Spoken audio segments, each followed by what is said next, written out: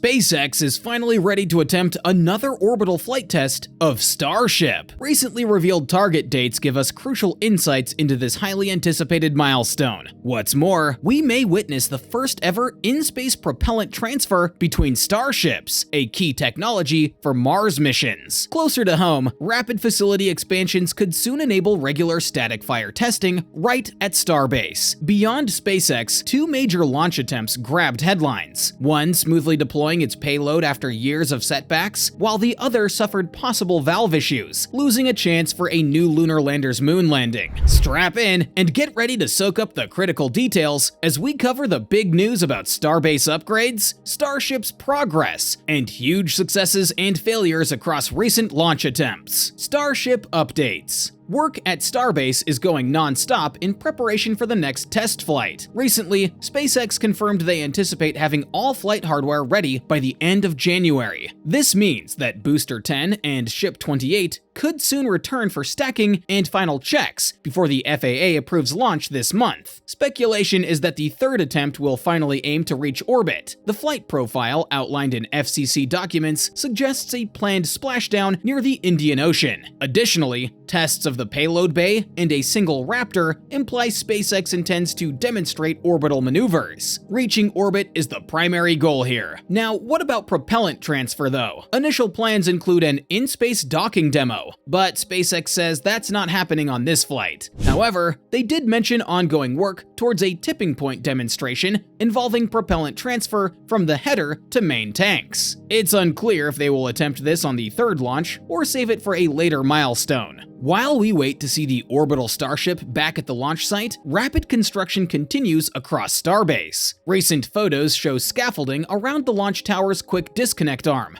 damaged on the last flight and now under repair. Over at the tank farm, GSE water tanks are being scrapped to make way for upgrades. This shouldn't impact the third test campaign though, since SpaceX can use a temporary portable tank if needed. Dismantling the vertical tanks will open up space to better shield remaining infrastructure. The exact location for a second tower is still unknown, but activity near Pad B and the wetlands suggests that SpaceX may be expanding the existing site. Although permits to build in the wetlands are pending, initial construction could begin at the current launch complex. Starbase's importance growing. Beyond the orbital launch site, SpaceX continues evolving their Starbase test facilities to enable rapid Starship development. Massey's now regularly hosts boosters and ships for cryogenic proof testing using thrust simulators. This setup enables flight-like trial runs without repeatedly closing the highway. Behind the active test stands, substantial work is underway, potentially for a flame diverter to support ground static fire. Recently, concrete was removed under Pad B, sparking theories that SpaceX may relocate the historic stand to Massey's. This would allow construction of a second tower on the current pad site while preserving the well-known pad hardware. Either way, a sizable new flame trench appears to be in progress at Massey's. Bordered by reinforced walls and occupying a pit, it bears similarity to SpaceX's McGregor test complex. While smaller, this new system will likely match McGregor's 200+ foot length when finished.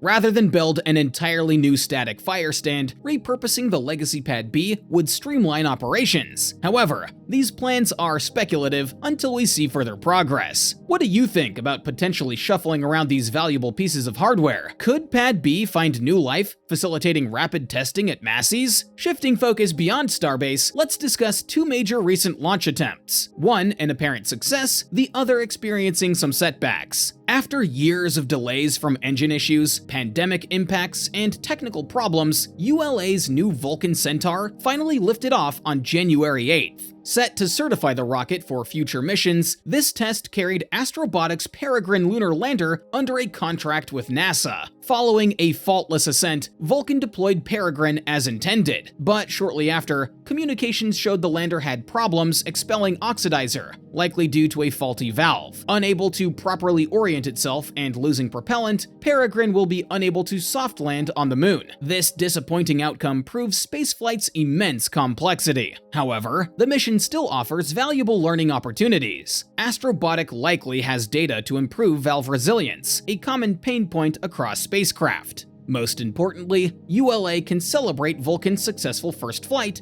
despite its payload's difficulties. The rocket overcame earlier setbacks to seamlessly launch and deploy exactly as planned. We applaud ULA's achievement getting this new vehicle into space. No small feat for advanced orbital rockets. Artemis delays provide flexibility. Finally, let's examine the downstream effects of delays recently announced for NASA's Artemis moon program. Citing Orion capsule safety issues uncovered after the unscrewed Artemis 1, NASA is pushing back the first crewed lunar missions. Artemis 2, with astronauts, is now planned for September 2025, bumping the initial crewed landing attempt into 2026. While disheartening for space enthusiasts eagerly awaiting humanity's return to the moon, these delays reduce pressure on providers like SpaceX. Achieving a crewed landing on such a short timeline was likely impractical anyway. Stepping back allows NASA and its partners to maximize mission success and safety. Interestingly, Artemis 4 remains on the books for 2028. This implies confidence in medium-term timelines once early missions progress. And NASA is already planning extensive lunar cargo missions, requesting proposal additions from its commercial partners. This hints at ambitions for more permanent lunar infrastructure. Even if boots on the moon are slightly postponed, progress continues across NASA's Artemis program, Starbase facilities, and the wider commercial space industry.